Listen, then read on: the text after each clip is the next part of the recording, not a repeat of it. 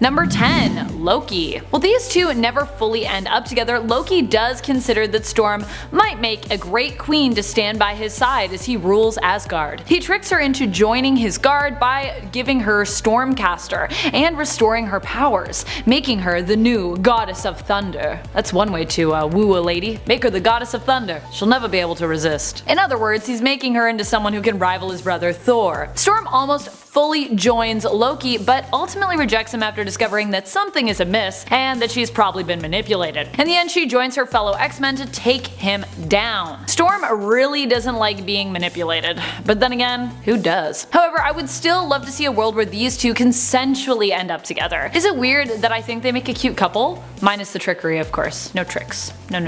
Number 9. Archon. In Volume 1 of Uncanny X-Men Annual, issue number 5, Storm finds herself offered a queendom, as she so often is, when she crosses paths with Archon the Magnificent, the Empyrean of the Warlords, a ruler. For those who hardcore ship Thor and Storm together, this also might be a relationship that you can get behind. The two fall for one another while fighting side by side, but decide to call it quits and go their separate ways because of their own individual obligations. For Archon to his kingdom and his people, and for Storm to the X-Men and her teammates. Never meant to be, I guess. Number 8. Doctor Doom. I don't know why I put Doctor Doom above Archon actually, but whatever. That's what I did. When Doctor Doom and Arcade kidnap some X-Men in order to force them to visit Murder World, Arcade's twisted amusement park, Doctor Doom decides to use the opportunity to have a dinner date with Storm. Very sneaky Doctor Doom. The crazy thing is that sparks seem to be flying between the two. I mean, Doctor Doom is pretty smooth and powerful, and he is the well-loved leader of an entire nation, Latveria, so I kinda get it. And he's confident as heck, which seems to be a thing that Storm is often attracted to. However, this romance quickly comes to an end after Doom makes it known that he is also willing to kill Aurora, inciting her wrath after he encases her in chrome to create basically a living Storm statue and spare her the ravages of age. Too cruel. Number 7. Raven. Okay, so the whole of the comic book fandom would really love for these two to be a thing, despite the fact that nothing major has really ever happened between the two. Well, except for that time that Raven got Starfire pregnant. What? You didn't know about that? I mean, in a sense. When evil Raven crashed Corey and Dick's wedding, she implants a seed of Trigon within Starfire that ends up being the part of Raven that was good. This is all part of a plan to have her own evil side destroyed, which ends up working. But the whole scene in the New Titans issue 100 is pretty kinky looking between the two ladies. Beyond that, there is Starfire and Raven's Earth 1 counterparts who end the second issue of Teen Titans Earth 1 holding hands and looking pretty cozy. I hardcore ship Earth 1, Starfire and Raven. They're so cute together. Number 6. Jason Todd. I know, shocking. Dick Grayson, Jason Todd, there's like a lot happening here for Starfire. She likes her Robins. During the run of Red Hood in the Outlaws Volume 1, Starfire got a revamp and her sex appeal was multiplied by about 10. This presented a more sexually confident Starfire who apparently had a close relationship with Jason Todd that went far beyond even physical intimacy. When Roy Harper asks about if Jason is afraid of Starfire finding out about his close connection with her ex, Dick Grayson, he responds that Tamarins see humans as an experience, not as real companions. This later is revealed to not be true, but it's just something that Starfire wants her partners to think, not wanting them to know how emotionally connected she truly is to them. In fact, Jason and Starfire attempted to start a relationship, but ended up realizing they were just better as friends. All of this is better explained in issue 6 of the series, if you want to check that out. You should probably do, it's pretty cute. I'm gonna talk about how controversial that is too later. Ooh, controversy. To number 5, Moreland. 2014's Spider-Woman Volume 2 Issue 2 saw Jessica come face to face with a doppelganger of hers on Loom World. And it was a doppelganger who fancies the villain Moreland. Ugh. Enter a fun tale of mistaken identity. Jessica has to endure Moreland's affections, all while literally thinking, I quote, "Oh, you've gotta be f***ing kidding me." Oh. Long story short, this doppelganger who went by the name of Miss Drew was a servant of the Inheritors after her world was conquered, and once they were defeated on Loom World, 616 Jessica was like, yo, you should totally become the leader of Loom World and make it a better place. Which she did. And at number 4, Iron Man. This number is from the Marvel Animated Universe, specifically from the 1994 Iron Man animated TV series that ran until 1996.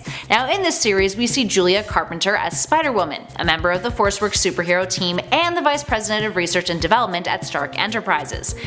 Oh, and she also hooks up with Tony. She has a big old crush on him. They had a bit of a slow burn of a relationship, eventually admitting their feelings and kissing after the Forceworks team helped Tony defeat and kill the Mandarin. But there was quite some turbulence prior to that. At one point, she was married to a life model decoy of Tony, who only married her in order to cover its true identity. But hey, if your relationship survives that chaotic of a start, I mean, that's not too shabby. It only goes up from there, right? Up next, number 3, a different kind of iron. We have Iron Fist. Back to Canon 616 now. Okay, so Jessica Drew and Danny Rand, aka Iron Fist, once bumped nasties when they were a part of the New Avengers team. After some very serious flirting and a victory over the villain Hatemonger, the two found themselves in bed together post-battle. In a story called Modern Love, the two of them beat down on Hatemonger and then hook up, with Jessica teasing Danny about whether or not he's dating Misty Knight. After they both admit that they are very single, Danny asks Jessica what she's doing tomorrow night. It's a fling they eventually decide to end, but one that we doubt either of them regretted. Up next, number 2, Hawkeye. Jessica Drew and Clint Barton were a thing once upon a time. Now you might remember this iconic cover for Avengers Volume 4 issue 17 that featured the two of them embracing during the Fear Itself storyline. Now after Jessica joined up with the Avengers, the two got really flirty, with Jessica even using her spider pheromones on him, which he called her out on. While some fans thought their relationship was really charming, others thought it was Brian Michael Bendis screwing around and having his allegedly favorite character Hawkeye hook up with a woman he thought would make for a hot pairing. And overall, it didn't really make any sense. Considering it's Bendis, no surprise. Their relationship is also one that took a drastic turn in Hawkeye's solo series when their relationship grew toxic and evolved into domestic abuse. In Hawkeye issue 9, he reveals that he's been cheating on her, and she goes to strike him out of rage, but he grabs her wrist and states that he gets that she is mad, but that she is not allowed to do that anymore. It's quite a powerful moment. And finally, in at number 1, we're looking at a completely different Spider-Woman from a completely different Earth, Spider-Gwen and Miles Morales. Alright, so when it comes to the most well-known Spider-Woman pairing, it's gotta be Spider-Gwen and Miles Morales, aka the Ultimate Universe Spider-Man. So, these two come from 2 different Earths. As we said, Miles is from the 1610 Ultimate Universe, whereas Spider-Gwen, who is actually called Spider-Woman, Spider-Gwen's her nickname, is from Earth 65. Now she would first appear in Edge of Spider-Verse issue 2, becoming one of the most beloved characters to come out of the Spider-Verse story event. Then in 2016, Spider-Gwen found herself in a crossover storyline with Miles called Sitting in a Tree, where the two became romantically involved. The premise of this crossover was that Miles' father had gone missing during a mission for S.H.I.E.L.D., and Maria Hill sent him to Earth 65 in order to find his dad. This leads to Miles working with the Spider-in-Residence on that Earth, Gwen Stacy, with the two of them falling for each other, despite Miles eventually having to return to his own Earth. Ah, dimensionally crossed lovers. In at number 10, Hellcat. Hellcat, aka Patsy Walker, hooked up with the son of Satan once upon a time. Damien Hellstrom and Patsy hit it off as soon as he joined the Defenders, and the two fell in love. Damon was into Patsy because she made him feel loved just by being herself, and helped him become more of, I quote, a son of man than a son of Satan. Whoa. And what did Patsy get out of this? Well, she thought he was super hot. Just, oh damn, look at that Satan symbol on his chest. That's what Patsy was probably thinking. This got even weirder when Satan decided he would try to convince the hero that she was his daughter in Defenders issue 111 from 1982. Incestual stuff. Now, despite that strange blip, Patsy and Damon actually got married in Defenders issue 125, which caused Damon to lose his dark soul and become human, which incidentally also killed him. This led to Patsy attempting to save him in Hellstrom, Son of Satan, issue 12, retrieving his dark soul and making Damon a demon again. And it gets weird for them yet again, because after seeing Damon's true form, Patsy couldn't deal and she killed herself. She'd return eventually, as all comic book characters do, except for Uncle Ben. And in Marvel Divas issue 1-4, Damon reappears to Patsy after she's published a tell-all book about her life, and offers to heal her friend Firestar's cancer in exchange for Patsy's soul. And really, it's all just a narcissistic ruse to Damon, who is just pissed off that he was barely mentioned in Patsy's book. So, yeah. Narcissism goes hand in hand with demonic sex. In at number 9, Buffy. Vampires are considered pretty damn demonic in the Buffyverse, and Buffy, the Vampire Slayer, has hooked up with not just one, but two vampires, having complicated romantic relationships with Angelus, aka Angel, and Spike over the course of 7 seasons of the TV series, which now continues the story in its comic books. Buffy began a relationship with Angel in the first season of the show, which would implode in the second season when his soul was removed and he reverted back to his homicidal sadistic ways. Being the big bad of that season, the two of them split up and Angel ran off to LA to star in his very own television spin-off, while the two were still kind of always each other's OTP, or as far as Sarah Michelle Gellar is concerned, and also myself. Spike, who was initially supposed to be a one-off villain, ended up sticking around for later seasons of Buffy, and the two began a romance. Spike was tormented by the fact that he had fallen in unrequited love with the Slayer, and after Buffy died and was brought back to life and suffered through a very traumatic season 6, the two would eventually kiss. But it was a pretty toxic relationship, and Spike once sexually assaulted the Slayer, so no bueno. In the end, he sacrificed himself for the greater good, finding himself on Angel's TV show after Buffy's series ended. Plus, her pal Xander was also in a long-term relationship with a demon named Anya, so the whole series just has a whole lot of intermingling when it comes to the supernatural and who gets you off. Willow's a witch. It's really just a metaphor for being gay.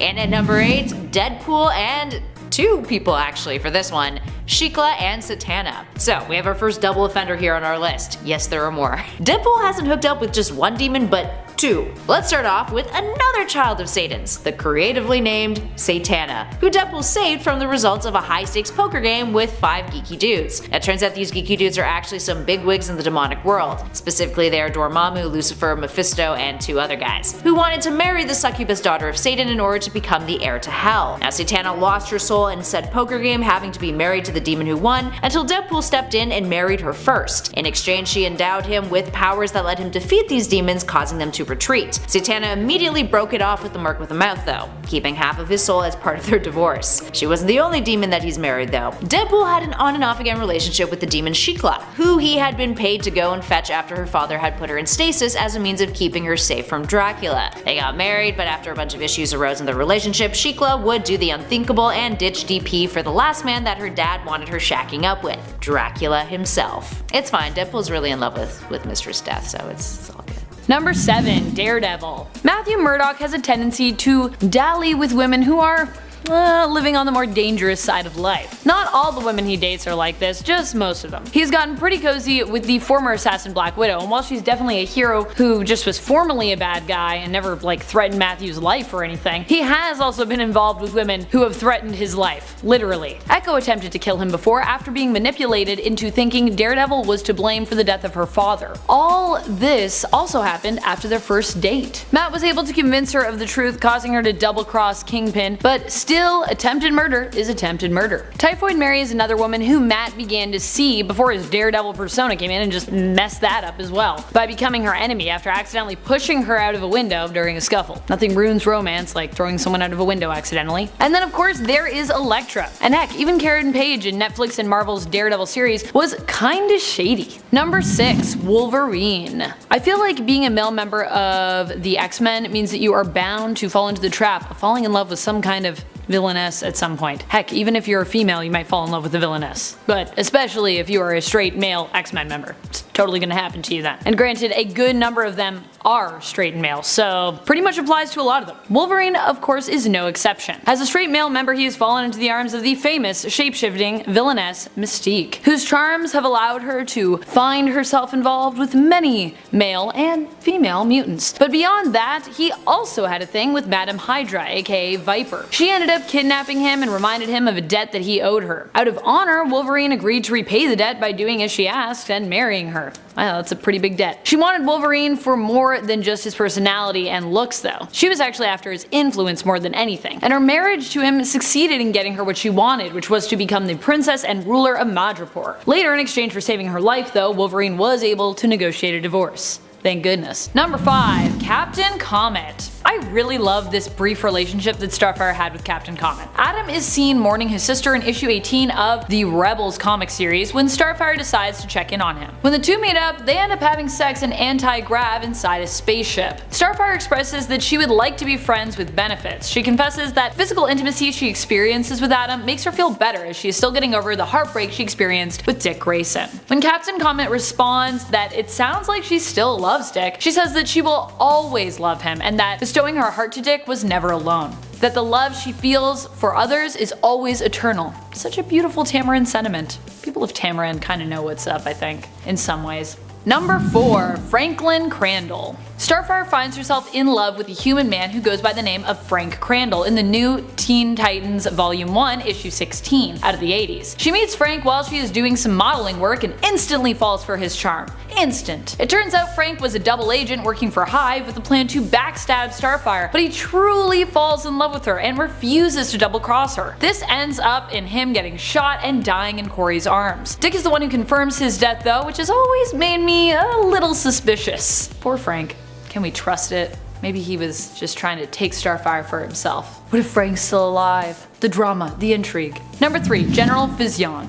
General Vision was Starfire's second husband. He was there to assist when Evil Raven came to Tamaran to destroy Starfire, who of course had been instilled with Raven's good side, or with her soul sort of. Both he and the Titans fought against Evil Raven and successfully defeated her, granting a new body to the part of Raven that Starfire had within her and allowing Raven to be essentially resurrected. While this relationship was one of duty, Starfire seemed to genuinely care for her husband, and it was implied that the two would even start a family together when Raven observed that Starfire was with child. But this plot point would never be mentioned again, so that was the end of that, I guess. The general died in battle defending New Tamaran from the Sun Eater. Sad, all of her husbands die in battle. If you marry Starfire, you might die in battle, just saying. Especially on Tamaran where there's like lots of wars. Number 2. Dick Grayson, aka Nightwing. How is Dick only at number 2?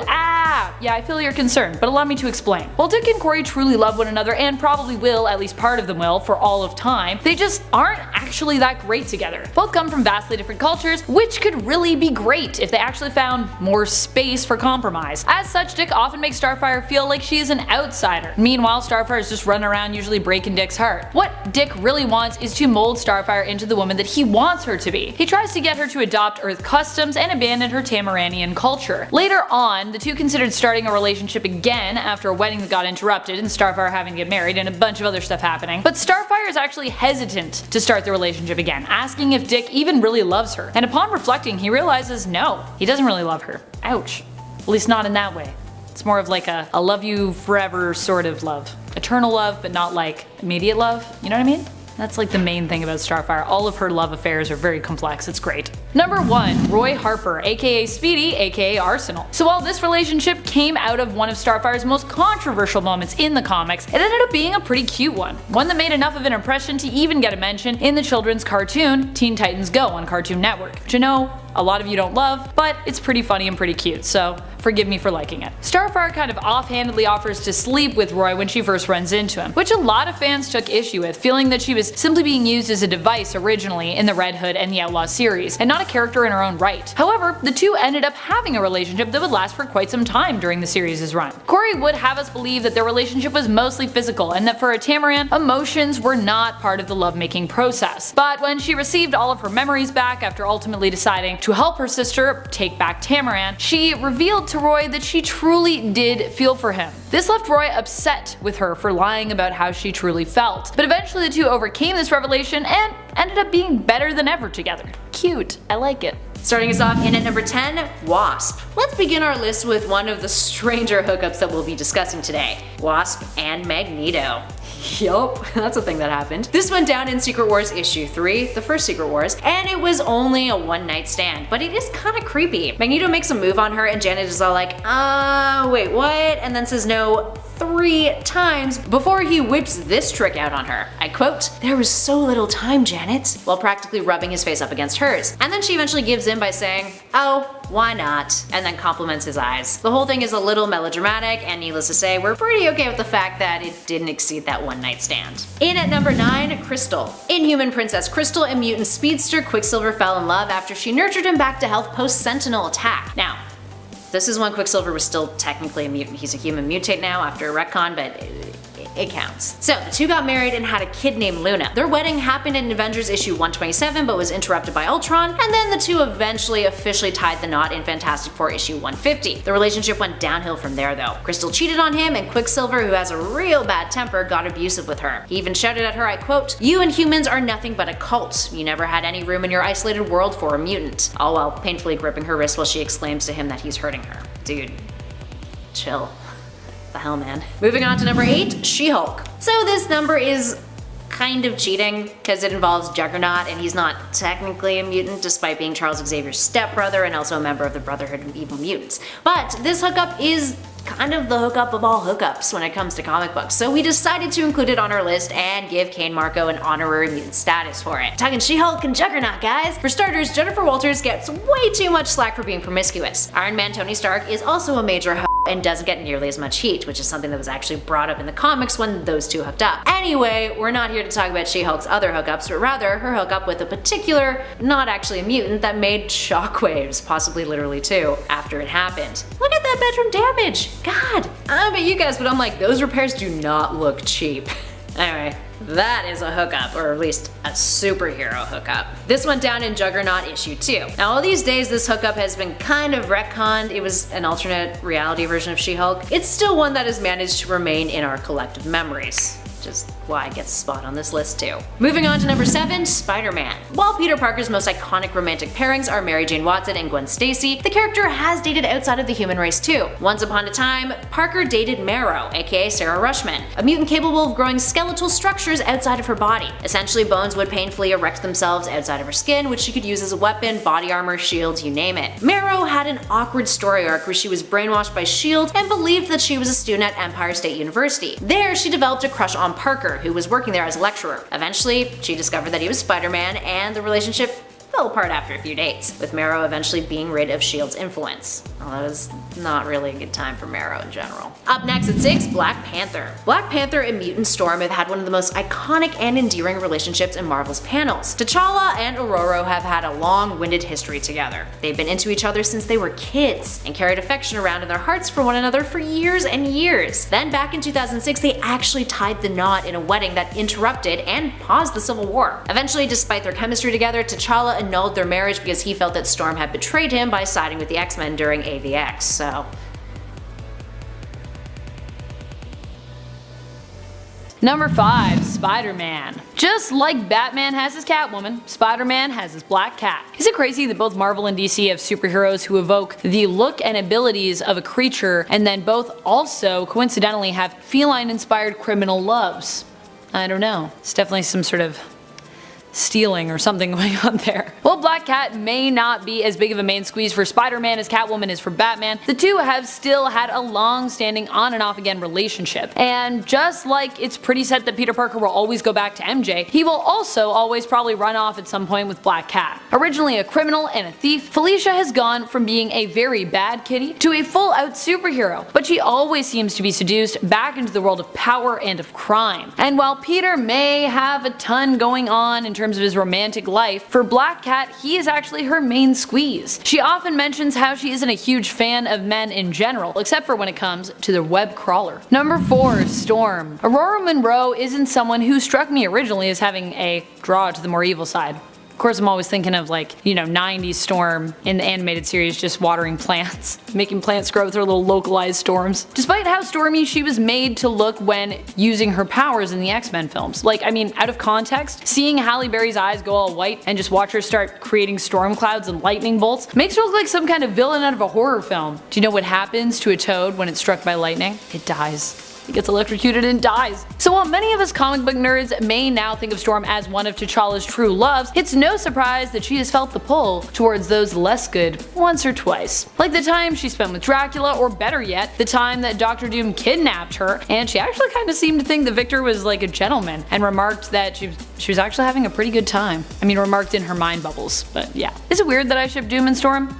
Doomstorm! Make it a thing! I think it could be fun. I'm probably the only one. I'm sure I'm gonna say that and then no one in the comments is gonna be like, yeah, Dr. Doom and Storm, that's what we want. Number 3, Lee Forrester. Okay, so I know Lee Forrester isn't a superhero per se, but she is pretty darn heroic. And while she might not be superpowered, she was definitely a superhero when it came to Cyclops' love life for a time. Scott was on the ropes when he met Lee. He was mourning the loss of Jean Grey, as he so often is, after the end of the Dark Phoenix saga. Taking some time away from the X-Men, he decided to join a crew and do some work with his hands for a while to help take his mind off of things. He ended up as a part of Lee Forrester's crew. She she was his captain. And oh, captain my captain, did she have a thing for Scott from the beginning. Apparently no one can resist Scott's brooding and mourning of Jean Grey. Their relationship was brief and included being marooned on a desert island alone together. Always romantic. Well, probably would have been more romantic if Magneto wasn't stranded with them too. Lee was really just what Scott needed at the time and potentially would have also made a great long-term partner for him as well. However, they decided to part ways after feeling their lives were just too different. Lee was a captain and a sailor, and Cyclops was an X-Men and a mutant. Though, oddly enough, their lives couldn't have really been that different, as they definitely still run into one another on occasion, cause comics. Lee even made Emma Frost jealous one time. You know you are a rival for romance if you're making Emma Frost jealous, just saying. Number 2. Jean Grey. Jean Grey is probably the love of Scott Summers' entire life, but that doesn't mean the two of them are the best thing for one another. In fact, I would argue that sometimes they are just the opposite. The beginning of their relationship seems mostly sweet and innocent, but everything went pretty awry once Jean got involved with the Phoenix Force and, well, died a few times. Nothing like one of you dying to wedge a divide between you and your betrothed. Eventually the two ended up married, but Scott had to abandon Madeline Pryor and his baby son for this to happen. And in the end, it didn't even end up working out, as Scott had a psychic affair with Emma Frost, while Jean seemed to retreat back to an emotional relationship with Logan. The two will always love one another deeply, but it doesn't mean that they'll always be the best thing for one another. All of their kids continue to be pretty OP though, so at least they have that. And I get that everyone wants to hold on to this relationship because it's iconic, but also maybe we need to let them grow. Maybe we need to let them grow. Maybe it's time. I don't know. Number 1. Emma Frost. While this couple may have started off on the wrong foot, a psychic affair and making out on Jean's grave, they have quickly become a fan favorite, with some even arguing that Emma is an even better fit for Scott than Jean is. While I'm reluctant to admit it, you might be right. You might be right. The idea is that the two understand one another better, and Jean herself has even reappeared telepathically after her death to urge Scott to move on, giving the couple her blessing. Though honestly, I feel like that may have just been a ploy to quell all of the Emma/Cyclops hate that Marvel may have been getting. Still, the two have both helped one another in many ways, especially with Emma being an accomplished therapist, which honestly is what Scott Summers needs. Albeit one who did offer to sleep with Scott when he was her patient, and she knew he was married because so is his wife Jean, as they were in couples counseling, so they're kind of both her patients at the time. But still, if you can put aside where their relationship came from, it's really a strong one. And one that in the end I believe was better for both of them. I'm still waiting on that Emma/Scott/Jean triad though, or you know, that Scott, Jean, Logan triad. Just give me one of those. Come on. Come on, comics. Give me a triad. Thank you so much for watching, Nerd Squad. I hope you enjoyed this list. Who do you think is one of the most iconic loves of Scott's? Are you Team Jean or Team Emma? Or do you ship him vehemently with someone else? Speaking of someone else, it's time for that honorable mention. Today's honorable mention goes to Madeline Pryor, who isn't really the superhero type, and so I couldn't really mention her on the list, cause, you know, top 10 superheroes Cyclops hooked up with. Superheroes. Still, their relationship was insane and epic, and Maddie deserves a shout out for everything she's been forced to endure in the comics. Hopefully I get to talk about my favorite Goblin Queen and Scott on another list, because without them, we would not have Cable. And that's reason enough alone to give them some list love. Number 10. Power Girl. In the World's Finest Comics, Volume 1, Issue 11, multiple worlds being the stipulation here, worlds, Power Girl gets tricked into hooking up with Desaad. He is under the guise of the handsome Michael Holt, aka Mr. Terrific. As such, Karen Starr, while at a party, ends up in his arms, until he reveals his true identity to her. Huntress and Power Girl both see that it is not truly Holt though, but Desaad in disguise, and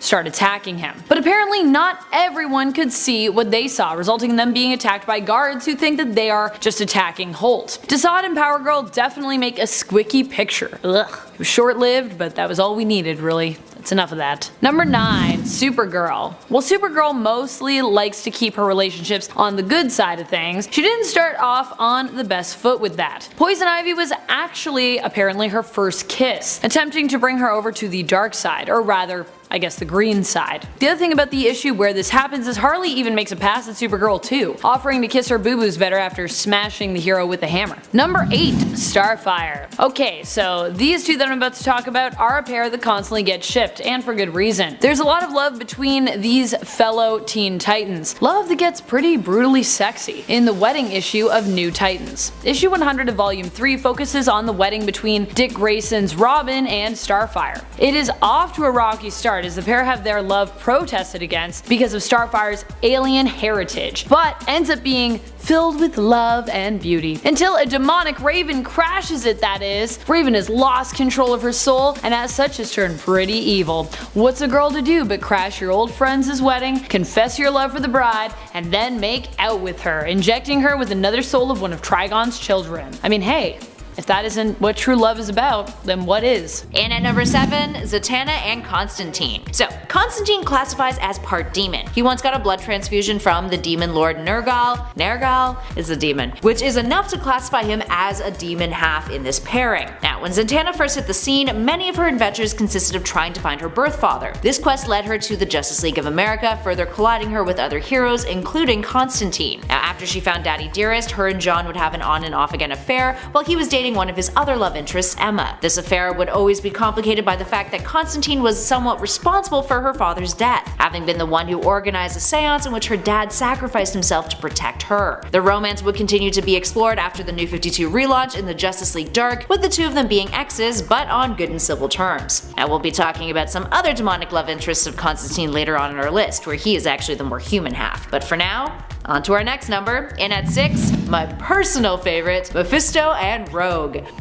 Oh, this pairing kills me. It is so absurd and so weird, and of course it's Rogue. Remember when she shacked up with Magneto for a hot second in the 616 and then for a long minute in the Age of Apocalypse timeline? Yeah, girls got some interesting taste in love interests, and also a thing for dudes with the letter M as their first initial, but not Gambit. He doesn't count. Once upon a time, there was a fun little miniseries called Mephisto vs. the Marvel Universe, and in it, he was all about collecting those hot female superhero souls for his lonesome self. He hit up the Invisible Woman first, then Jean Grey, and then by the 3rd issue, he had his sights set on Rogue. Rogue's thoughts during this brief entanglement consists of her debating about whether or not she's feeling this demonic makeout. She goes through an emotional roller coaster, stating that her mind is blown by the fact that she's able to touch someone and kiss someone, but then she is triggered by the fact that it is with, I quote, a creature like Mephisto. She then gets freaked out by the fact that he is old, or as she puts it, so incredibly old. Now after they kiss, Rogue is almost mean about it, saying, I quote, you're like me. No one ever wants to touch you, to know you. Only with you, it's like 100,000 times worse. She's basically like, oh man, my life sucks, but yours is so much worse, dude. Like, you're way more lonely than I am. And he legit responds with, bah, spare me your pity, as if he's like not hurt by it. She's so mean. Rogue then Nancy Drews his MO of taking souls as a substitute for real contact, and then she makes it about her, so he macks her some more to get her to shut up. Problematic storylines, gotta love them, but it's a demon. Anyway, long story short, Rogue absorbs his soul collecting abilities, and then he tries to use her in the 4th issue to steal Thor's soul, and then it's revealed that this was all just a convoluted scheme to screw around with Hela. Yeah. And also apparently to get some. In at number 5, Namor. Namor has hooked up with a mutant before, and that mutant's name is Emma Frost. I mean, I kinda get it. He's attractive in that whole arrogant King of Atlantis way, right? Maybe? Despite him looking like an aging genie going through a midlife crisis the first time that we're led to assume that they met, the two had a previous history together, when Namor had been invited to the Hellfire Club by Sebastian Shaw. Namor was not interested in the Hellfire Club though. He sure as hell was interested in Emma. She seduced him, and after the fact, Shaw had their hookup wiped from Emma's memory. The sexual chemistry between the two has been palpable ever since. Speaking of Emma Frost though, that brings us to our next number. In at number 4, Iron Man. Yes, Iron Man and Emma Frost. Of course Tony Stark has hooked up with at least one mutant, and of course it was Emma Frost. The two of them are undoubtedly tens, and I think we'd be insulted if they hadn't have hooked up in the past. While unfortunately we never got to see that hookup happen on panel, it is referred to in Civil War issue 3 while Tony visits Emma in Westchester. Tony asks her, I quote, does Cyclops know about that little arrangement we used to have when neither of us were dating? To which Emma responds, Cyclops knows everything, Tony. He can't keep secrets from my telepathic mind, so it's only fair that I don't keep anything from him. Friends with benefits, people. Moving on. Number 3, Forge. These two fell for one another after Forge nursed Storm back to health after she was depowered. Aww. Storm, however, would later discover that Forge was actually responsible for her accidental depowering, causing her to get quite cross with him and putting a rift between the two. And understandably so. I wouldn't be happy if someone depowered me either, accident or no. She later sought Forge out again, looking for help having her powers restored, but once the two found one another, they ended up being trapped in an alternate dimension. Wah wah wah. They were stuck there for a year, granting them time to make peace and make out, falling back in love with one another. Forge managed to give Aurora back her powers by deconstructing his cybernetic leg and using the components to build a device that allowed him to restore them. Comics, am I right? Storm then used her powers to return them to her own dimension. Unfortunately, Forge's own insecurities ended up causing the two to split. Forge had proposed to Storm, but because she hesitated momentarily, he rescinded his marriage proposal. He did not even wait for her to answer, assuming she couldn't possibly truly love him. How dare you hesitate? I feel like you have to be very confident to be with Storm. You really have to know your own worth. Come on, know your own worth, Forge. She loved you. She loved you. Coulda had Storm. Number 2. Wolverine. Aurora ended up with Wolverine after her breakup with Black Panther. While Logan and Aurora had worked together for years before this, their relationship was generally viewed as a strong platonic one. But upon her separation from T'Challa and returning to the X-Men, things started to heat up between her and Logan. The relationship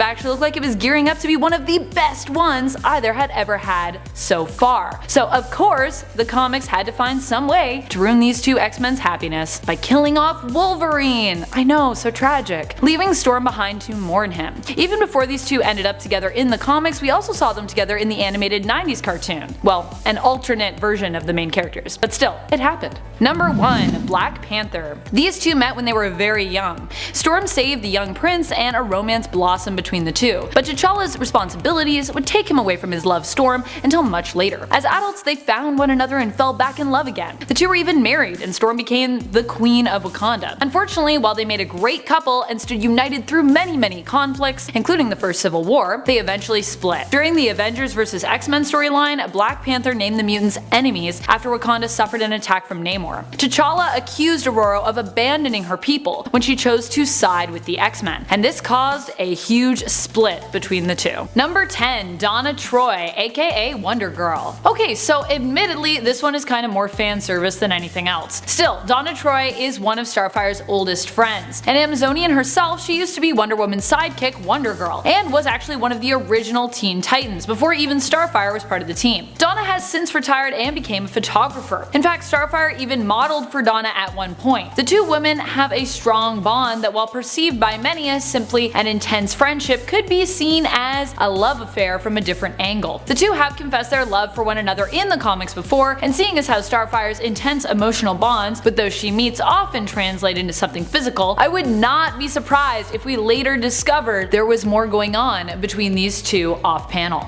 Number 9. Prince Karas. What you may not know is that Starfire is polyamorous, and this actually comes from her culture. On Tamaran, it's acceptable to be married and have a lover. When duty demands that she must marry Prince Karas to unite the southern states and Tamaris, Starfire follows through and accepts an arranged marriage. After she and Karas are married, Dick abandons her, unable to stay and be her lover as she asks. He claims that his morals cause him to be unable to accept her and her people's culture. He leaves Tamaran, encouraging Starfire to forget about him, as he will try to do for her, as she shouts after him that she loves him. I love you, I love you, I love you. He hears it like all the way in space. Karas was also not super excited about the marriage, as he loved another as well, a lieutenant who served with him named Tarja. Starfire accepted their love, and eventually her and Karas developed their own fondness for each other, though Starfire did choose to move back to Earth, which Karas seemed fine with. Tarja would end up conceiving Karas' child, though Karas would die well before the birth, falling in battle. He was mourned by both Tarja and his wife, whom were left to comfort one another. Sad. Number 8. Animal Man. These two have a one-sided romance, unrequited if you will. Animal Man's family ended up taking Starfire in to nurse her back to health after she returned his jacket to them, but collapsed as a result of her injuries. Buddy and his wife Ellen allowed Starfire to continue to live with them as their nanny. During this time, potentially even before this actually, during her adventures with Animal Man and Adam Strange, Buddy developed feelings for Starfire. Later, Starfire confessed that she did not love him and ended up leaving their home at the end of the series, Countdown to Adventure, feeling that it was best for the household, but promising that she would always keep the entire family unit in her heart, revealing that she cared deeply for Ellen, Buddy, and their 2 children. Starfire just loves everyone. It's super cute. Unless you double cross her. Number 7. Thor. What? When did this happen? In the comic Marvel Now What, we get these short little stories, and one such story imagines a universe where Storm and Thor end up together, reasoning that their parallel control over lightning should make them the perfect match. We see their wedding and what their arguments would be like. I can't imagine things would go smoothly during any Avengers vs. X-Men events, but other than that, I agree with the comic that poses they might just end up being the cutest comic book couple to ever exist, should they forge a romantic relationship in the main continuity of Earth 616. Too cute for us to handle. They got little Christmas sweaters on their lightning bolts. So cute. Number 6. Yukio. Yukio is an expert combatant and longtime friend of both Wolverine and Storm. In fact, Storm met Yukio through Wolverine, and Yukio even raised Wolverine's daughter Amiko, as though she were her own, for Logan, becoming her adoptive mother. Though Storm and Yukio's relationship has never really been, confirmed in the comics, it's definitely implied. The two flirt quite a bit, and who's to say what could be happening off-panel between the two powerful women? I'm thinking it's some sexy stuff though. Sexy. Yukio is actually the reason we got one of Storm's most iconic looks, her punk-inspired look with her awesome mohawk, but although the two have had some fun together, Yukio has never been quite the right fit for Storm. The danger that Yukio brings with her is tantalizing to Storm, invoking the nostalgia of her past life as a thief, but ultimately her responsibility as an X-Men often causes distance between the two, though they have stayed fast friends, often resurfacing in one another's lives every now and again. They're so cute together. Moving on to number 5, we have Luke Cage and Silver Sable, and Priapus. Okay, so here's a slightly odd addition to our list, and one that was done without consent, making it particularly nasty in retrospect. Consent matters. Seriously, jokes aside. Anyway, back to the silliness. It involves the demon Priapus, like I mentioned, who first graced the pages of Marvel's comics in 1993 in Terror Inc. issue 10. He is the Greek god of male fertility and horticulture. He is also a demon who is said to be very physically endowed, yet horribly ugly. A walking paradox. I'll let y'all make that call for yourselves though. He also claims that ecstasy is his life, so that's a thing apparently. In 1993, the two heroes alongside Terror fought against Priapus in a crossover story called Cage, For Love Nor Money. During the battle, Priapus incapacitates both Cage and Sable with orgasms. He does this by kissing Sable and then touching Cage on the head, and then gives him this whole long dry speech while they're just shaking there dealing with these allegedly mind-blowing orgasms. Can't even make this up, guys. In at number 4, Mystique and Azazel. X-Men member Nightcrawler is the product of a mutant and a demon rubbing nasties. Mystique, his biological mother, who is blue and has shape-shifting abilities, hooks up with Azazel after developing a crush on the Niafem. In Uncanny X-Men issue 428, Mystique, who wants to get married to the demon, learns the hard way that sometimes dudes just want a one-night stand with a blue mutant inside of a church. In the aftermath, Azazel is all like, "Girl, never confuse physical passion for a condition of the heart. Since the dawn of mankind, the two have rarely gone hand in hand." She's like, yeah. Whoa. But also still like really upset about it because she does like kind of love him. He's just like the ultimate demon boy. He also impregnates her with Nightcrawler, who she is forced to abandon in order to save from an angry mob. But Azazel's like, yo, I'ma save you and then give you to my sister and then everything is dope. He did that too. He's hip, he is with the kids. And at number 3, Etrigan and Lady Xanadu and Lady Blaze. Etrigan loves the ladies. He is also another double whammy on our list. So for starters, Etrigan is Jason Blood, a mortal man bound to the demon Etrigan, meaning they share their love interests, which sometimes gets complicated. In Batman the Dark Knight issues 4 and 5 back in 2011, Etrigan makes an appearance when hunting down a demon running rampant in Gotham. Turns out this demon is a servant of Lady Blaze's, who then strikes up a deal with Etrigan to fully restore his power in exchange for him being her consort. Jason Blood is like, nah man, I'm good. Like, this chick's a demon, I think I'm going to pass. But Etrigan is like, yes please, and overpowers Jason. Etrigan eventually realizes that Blaze is lying in order to take advantage of him. Chip drop. It's not gonna get some, demon boy. And then there's the R-rated romance of Etrigan and Lady Xanadu. Xanadu has a polymorphous, polyamorous relationship with Etrigan, which she gives us insight on in Demon Knights issue 8 from 2012. She agrees to be with Jason, wanting to marry him, but Etrigan wants to ensure that he is getting some action too. He states that he wants to mate with Xanadu over a long period of time, and often. Xanadu goes along with it, lying to the demon, admitting that she likes to, you not, cuckold Etrigan. Sorry kids, it's nasty. In at number 2, Constantine and a lot of other demons. Zatanna is definitely one of Constantine's higher quality hookups compared to some of the other individuals in the DC universe that he's knocked dirties with. And by quality, I mean she is human, or rather a metahuman, but that's still totally fine. She's got all the normal human bodily bits that you would expect a human being to have. But Constantine, oh, he has a variety of preferences. Yes, he does. He's hooked up with a succubus named Ellie plenty of times. Ellie's true form involves very aggressive nipples and this demonic aesthetic. Fun. He also once helped out a virgin by having sex with her and placing his demonic taint within her so she didn't have to get married to an angel. Ugh.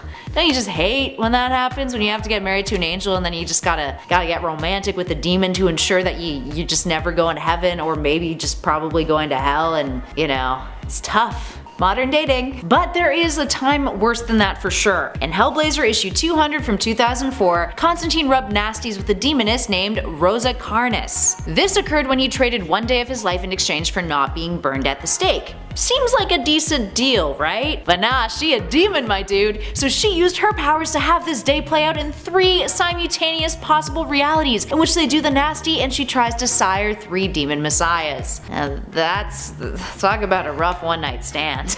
There's a lot of demonic seductresses in this, but also like I guess Mephisto was really bad. Gender parity, guys. Any demon can be a terrible demon who wants to have sex with you and ruin your life. And finally, in at number 1, saved the biggest for last, Hulk and Umar. The Hulk has had his fair share of romances, but none is as wacky as his hookup with Umar, the demon sister of the mystical entity Dormammu. She's his little sis. It's kind of hard to imagine him having any family whatsoever, but this is a thing. She also lives in a tower where she like kinda kidnaps the Hulk and then hooks up with him, as seen in Defenders issue 3. And oh boy, at first he wasn't feeling it at all, so like there's some consent issues there, but then wabam. After 6 whole minutes of them doing the dirty, he can't take it. He is so overwhelmed with ecstasy that he can't keep up with her. He even reverts back to Bruce Banner afterwards. Now keep in mind, almost nothing is capable of reverting Hulk back to Banner. Once upon a time, like the only thing that worked was puppies. So apparently Bruce Banner will not be the Hulk if you give him puppies or mind-blowing sex.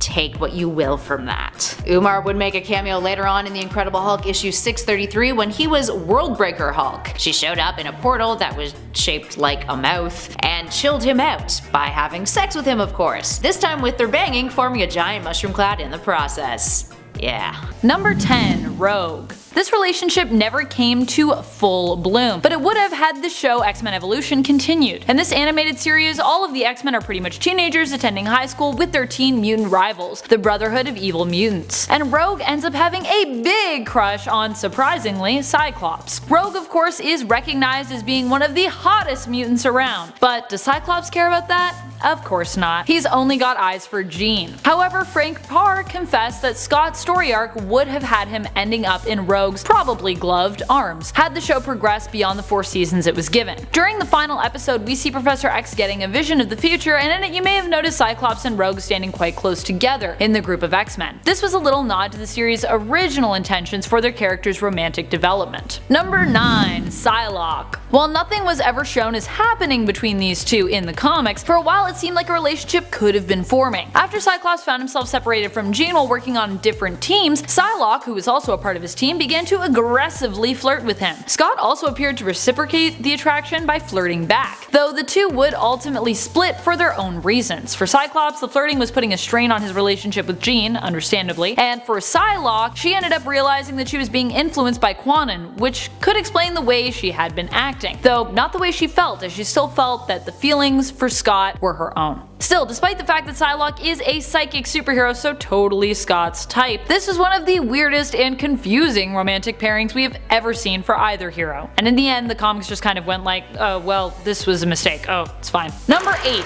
Dazzler. While Cyclops of Earth 616 has never shown much romantic interest in Dazzler, doesn't mean that his alternates haven't. And Scott Summers of Earth 616 has a lot of great alternates, by the way. One of them being Corporal Scott Summers of Earth 70213. He and Allison met during his time on her team comprised of mutants from different alternate universes, who were working together to put a stop to 10 different evil alternate versions of Charles Xavier. During their time together, sparks flew between the pair, though their relationship status has yet to really be set in stone. Still, if if Miles and Gwen can make it work, maybe Corporal Summers and Dazzler can too. Besides, Corporal Summers was recently roaming around Earth 616, so what's to say he might not bump into Allison again and reignite the spark? I'm hoping. My fingers are crossed. They're so cute together. Number 7. Polaris. Polaris is Lorna Doone, the daughter of Magneto. She is commonly known for being involved with another of the Summers clan, Cyclops' brother Alex, aka Havoc. However, in the Ultimate Universe of 1610, while Lorna and Alex still end up being a thing, it's implied that before their relationship, she actually dated his brother, Scott, which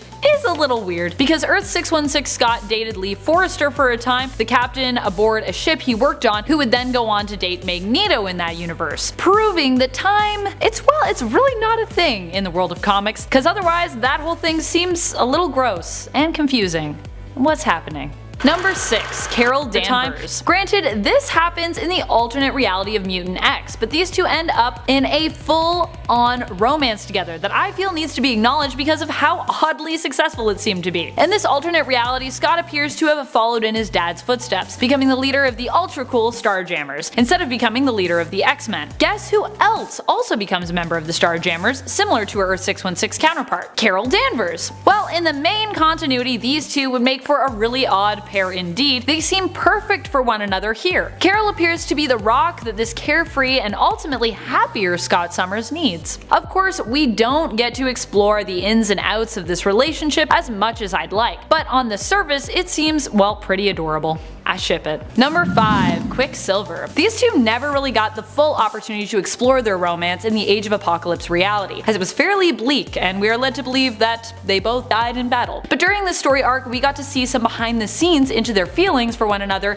through their thought bubbles. Yay, thought bubbles. There are a few touches and words here and there passed between the two as well that imply there's likely so much more going on off panel. And this version of Quicksilver appears to be a pretty good fit for Aurora. He's much more serious and determined after the death of his sister Wanda, and he also has a closer relationship to his dad Magneto, because this is back in the 90s, before that whole family tree for the Maximoff twins was retconned. Bring them back! I want them to be Magneto's kids! Don't retcon that, it was so good. Marvel, why? Number 4. Beast. This relationship comes to us from the alternate Marvel Ultimate Universe of Earth 1610. The two dated for a while, but their relationship was cut short by Beast dying, a strange recurring thing in Storm's romantic life. A lot of the people she dates end up dead for some reason. I guess because that's the only way writers can think of a relationship with Storm would actually end, because she's ultimately so cool, like why would you ever break up with her? But if you're dating her, just maybe be like extra careful in battle, just in case. Beast's death inspired her punk rock look in this universe, and she ended up turning to Wolverine for comfort. However, when Beast returned from the dead, Storm was quick to drop Logan in favor of rekindling her romance with Hank, who it turned out had his death forcibly faked by Professor X and Nick Fury. It was weird, but overall kind of a sweet romance. In at number 3, Hulkling. Young Avengers Hulkling Teddy Altman and Wiccan Billy Kaplan are one of the best teen couples in comics currently, or young adult rather. Hulkling is a Kree-Skrull hybrid and Wiccan is a mutant and a mage. The latter is the reincarnated son of Scarlet Witch and the former is the son of the original Captain Marvel, Mar-Vell. Now Teddy's heritage is a bit clearer. The source of Billy's powers though are a bit unclear despite his powers being triggered when Scarlet Witch healed him. Now it is presumed he is a mutant. Despite this, the relationship between the two is pretty darn wonderful. Teddy and Billy have managed to make it through thick and thin and have become a fan favorite ship to a larger audience than just LGBTQ readers. They're also engaged, so that's exciting, and have a really sweet apartment in downtown Manhattan. Like how dope is that? Moving on to number 2, Star-Lord. While Colossus might be endgame for Kitty Pryde, Shadowcat had a pretty intense relationship with Peter Quill aka Star-Lord not too long ago. One of the more recent memorable pairings, the two met after Kitty found herself in space when the young time-displaced version of Jean Grey had been put on trial by the Shi'ar Empire. It started as a long-distance relationship, but eventually she joined the Guardians of the Galaxy and he proposed to her. Many people adored them for how real and relatable the romance felt, but unfortunately it did not last, with Kitty calling off the engagement and the relationship itself after the events of Civil War II. And last but not least, in our number 1 spot, Squirrel Girl. In New Avengers Volume 2 Issue 7, Squirrel Girl Doreen Green becomes the nanny for Jessica Jones and Luke Cage's daughter, but in doing so, she comes face to face with another member of the team, a past lover of hers, Wolverine. That's where we learn that the two had a previous romantic rendezvous. They awkwardly compliment each other on how good they both look, and then there's a bit of a sparring match between them where Wolverine gets his butt handed to him. No claws involved in the sparring, might I add though. Unfortunately, or maybe fortunately for those of you less curious, that is all we learned about their romantic past together. I mean, can you blame us for being curious? And at number 10, Normie Osborn. Let's begin with a rather PG pairing here on our list, Mayday Parker and Normie Osborn, from the alternate universe of the MC2. Mayday Parker is the daughter of the original Spider-Man, aka Peter Parker, and Mary Jane Watson. She first appeared in What If Volume 2, Issue 105 in 1998. Normie, on the other hand, is the grandson of Norman Osborn, as you probably guessed. He was also the MC2 Green Goblin, but ended up giving up that mantle. Mayday previously had a crush on him, and he still has feelings for her, despite being married to Brenda Drago, aka Raptor these days. But back then they shared some intimate moments, including a passionate kiss, in which Normie rejected her afterwards because of their family's histories together. He straight up said, "Your father would kill me." Speaking of her father, this one isn't actually her father, but it's the same dude in at number 9, Peter Parker. Moving on to another alternate universe, and at this number we have the Mangaverse. We are talking about Earth 2301, where Mary Jane Watson is Spider-Woman and she rolls with a gang of ninjas called the Spider Clan. Now Peter Parker on this Earth is still Spider-Man and he shows her the ropes with the clan. But he is also her boyfriend. Now, while we aren't given too much detail about their relationship beyond the fact that they are a thing, we do see them participate with other heroes in an event that turns out to be a superhero massacre. But luckily they survive, so yay for love. Moving on to number 8, Peter Parker again. Okay, different Peter Parker this time around. We're actually looking at the 616 Peter Parker. And the Spider-Woman in this case? Well, it is not the 616 Spider-Woman, but it is a woman with the same spider powers. We're talking Silk, aka Cindy Moon. Silk was first introduced in Amazing Spider-Man issue 1 in 2014, fully appearing in issue 4 later on in that series. Now she was bitten by the same radioactive spider as Peter Parker was, except her journey took a very different turn. She was kept in hiding for her own safety to prevent her from being killed by Morlun. Anyway, when her and Peter finally met, they noticed that they had an uncontrollable attraction to one another. This is because of their pheromones. And they couldn't work together without wanting to jump each other's bones. It got so bad that they had to part ways and work separately. But they did get in quite a few little kinky you-know-whats along the way. And at number 7, Moonrake. Julia Carpenter was the second Spider-Woman. Then she became the second Arachne, and then the second Madame Web. Regardless, she first appeared in Secret Wars Volume 1 Issue 7 in 1984 and since has been a member of many prominent superhero teams, including the West Coast Avengers, Force Works, and Omega Flight. Now after the West Coast Avengers disbanded, she would find herself as part of Force Works, where her and Moonraker would be teammates. Moonraker was a mysterious fellow, capable of altering time. When he first appeared as part of the Force Works team, it was like the plot to Buffy Season 5. Kudos to any of you who get that reference, we're talking Dawn here. He just magically appeared there and no one acted like he had never not been a member of the team. It was super weird. It was because he had altered time and reality to make it appear as if he had been a member for like 6 months. He would get involved romantically with Spider-Woman, with her daughter Rachel being unaffected by his time slip, calling him out for not knowing who the hell he was. Later he would claim to be Libra, aka Gustav Brandt, and kind of slipped into obscurity altogether. Probably for the best. Moving on to number 6, Carol Danvers. Okay, hear me out friends. Yes, Carol Danvers and Spider-Woman Jessica Drew have never actually hooked up romantically, they are best friends. But because of this, they have a whole lot of shippers, arguably more shippers than any other ship that Jessica Drew has out there in her fandoms, and a lot of fan art. So since she doesn't have that many people she's hooked up with canonically in the 616, we are tossing Carol into the mix for this list.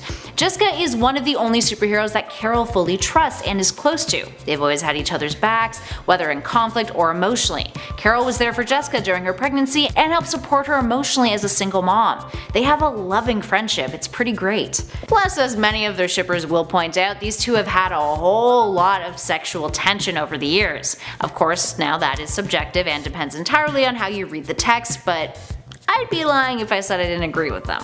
Moving on. Number 5. Frenzy. Joanna Cargo was originally an enemy of the X-Men, often associated with such supervillain teams as Alliance of Evil and the Acolytes. However, during the events of Age of X, which Legion caused by using his powers to warp reality, the two were brought together and fought alongside one another. They were even married, and Frenzy was one of the few that Scott could remove his visor in front of due to her invulnerability powers making her immune to his optic blasts. After reality was unwarped, she ended up deciding to keep her memories and renouncing her past ways, becoming a hero and an X-Men. She also tried to rekindle her relationship with Scott, but he really had no interest, though he was willing to let her join the X-Men team. Which is unfortunate because honestly, they were pretty cute together. I want it to be a thing. Scott, couldn't you have just been cool? Be like kinda Age of X you and kind of just normal you? You could be both. Number 4. Colleen Wing. When Cyclops thought that Jean was dead during a time when she was MIA, he ended up spending a lot of quality time with Colleen Wing. There was definitely an attraction between the two of them, but both of them held back somewhat initially. Scott was still hung up on Jean, even though he kinda thought she might be dead, and Colleen thought that the two were still dating, knowing that Jean and Scott were an item through her partner Misty Knight, who had been Jean's roommate. Over time, however, the attraction seemed to develop into a relationship, with Colleen even giving Scott a key to her apartment. But when Jean resurfaced, Scott rushed to her side and explained away he and Colleen's relationship as just that of close friends. A close friend whose apartment he had a key to. I'm sure he didn't mention that part. We never really saw Scott explain Jean's return to Colleen, however, not sure if that means that he just ghosted her or if it just happened between issues, but either way, sad. Number 3. Professor X. Okay, based on my description earlier of Wolverine, I kinda think you know where I'm going with this. You know where I'm going with this? The secret romance between Professor X and Mystique, which many originally thought had to be some kind of trick of Mystique's. We see her giving birth to Charles Xavier II, her and Charles' son, after Professor X's death, but under the guise of Moira McTaggart. Many thought that her disguise could be used as proof that she was up to no good, but we later found out that this was not the case during the reading of Xavier's will, wherein it was explained that he had married Mystique and had actually left his school to her. So yeah. What happened there? We need like a series just to explain that whole romance. It's not enough information. Number 2. Rogue. It's true that Rogue spends most of her time pining after Gambit, who in turn is pining after her, but she's also had a really creepy relationship with the Shadow King. Seriously. At one point he even manages to tempt her into kissing him, though I use the term tempt here really lightly, as Rogue seems to be weirdly into it. He has also offered to have her become his Shadow Queen. What is going on there? But the Shadow King isn't the only villain that Rogue has seemed to have weird feelings for. No. During their time together on Savage Land, Rogue also seemed to express feelings for Magneto. Yeah, Magneto. Though the two had to part ways as Magneto felt they were just simply too different. Not that he was simply too old, which also there might be something to that. Magneto's probably a lot older than her. Number 1. Batman. The ultimate lover of all ladies villainous. Batman is definitely known for his love of the darkness, and apparently this love has extended to the bedroom. He has been mind controlled by Poison Ivy, has had Harley pine after him, fell for Nocturna, and almost married Catwoman and Jezebel Jet. And depending on what you're reading or watching, he maybe did marry Talia, and he also definitely has a son with her, making Batman definitely the one who is spending the most time in bed with those who could be deemed criminals or evil. And the really weird thing here is that he is a master detective, so he generally knows what everyone is up to. So I guess he just enjoys sleeping with criminals. I mean, sure, fair enough.